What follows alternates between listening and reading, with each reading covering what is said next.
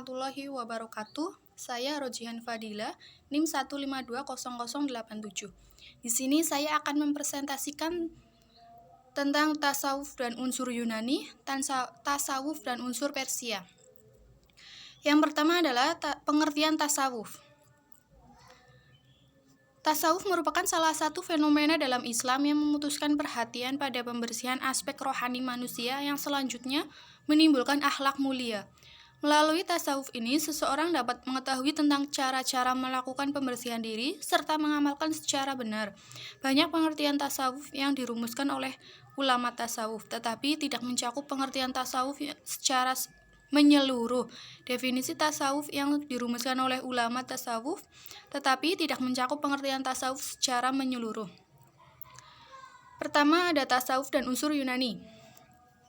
Ajaran Pitagoras untuk meninggalkan dunia dan pergi berkontemplasi menurut sebagian orang inilah yang mempengaruhi zuhud dan tasawuf dalam Islam. 8 filsafat mistik Pitagoras mengatakan bahwa roh manusia bersifat kekal dan berada di dunia sebagai orang asing. Kesenangan roh yang sebenarnya berada di alam samawi. Kebudayaan Yunani seperti filsafat telah masuk ke dunia Islam mulai pada akhir Daulah Amamiyah dan puncaknya pada masa Daulah Abbasiyah ketika berlangsung zaman penerjemahan filsafat Yunani.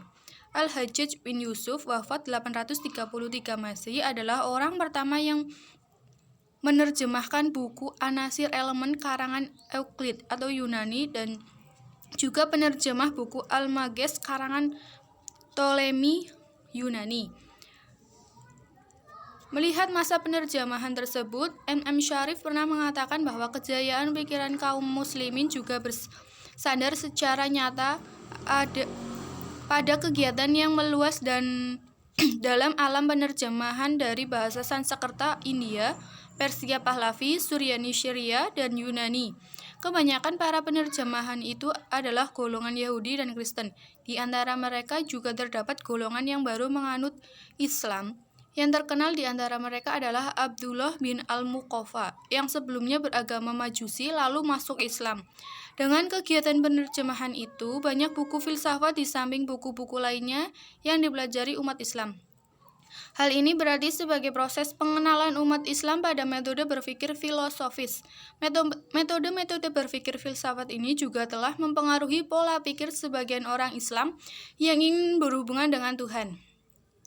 Dalam tasawuf bisa jadi ajaran-ajarannya banyak memasuki paham pemikiran Yunani. Misalnya perkataan, apabila sudah baik hati manusia hanya memerlukan sedikit hikmah. Ahli-ahli sejarah seperti Syaufan menerangkan bahwa banyak bagian dari cerita 1001 malam berasal dari Yahudi. Orang-orang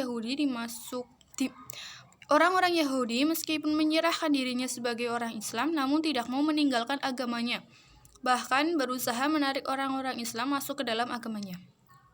Selain itu, ada pendapat lain bahwa masuknya filsafat ke dunia Islam adalah melalui mazhab Paripetik dan Neoplatonisme.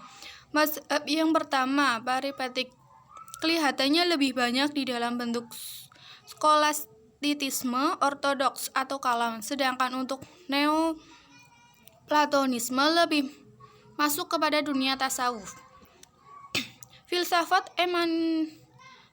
emanasinya Plotinus yang mengatakan bahwa wujud ini memancar dari Zat Tuhan yang Maha Esa menjadi salah satu dasar argumentasi orientalis dalam menyikapi asal mula tasawuf di dunia Islam.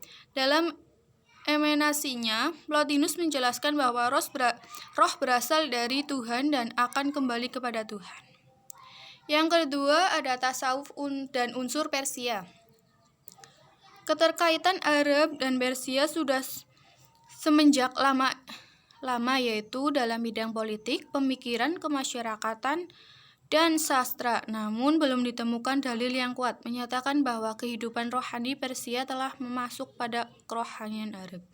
Di antara para orientalis ada yang berpendapat bahwa tasawuf berasal dari Persia karena sebagian tokohnya berasal dari Persia, seperti Ma'ruf al-Harqi dan Abu Yazid al-Bustami.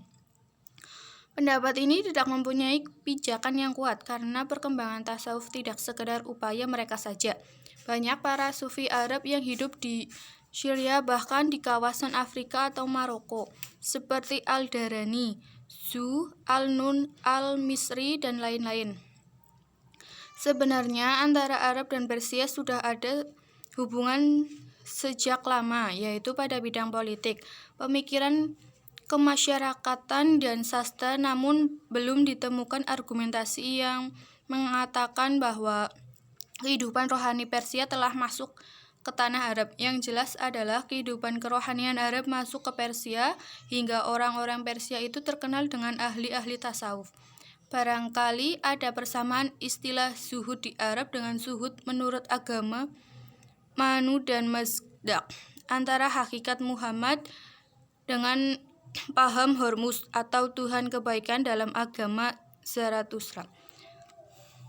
Sekian dan terima kasih. Wassalamualaikum warahmatullahi wabarakatuh.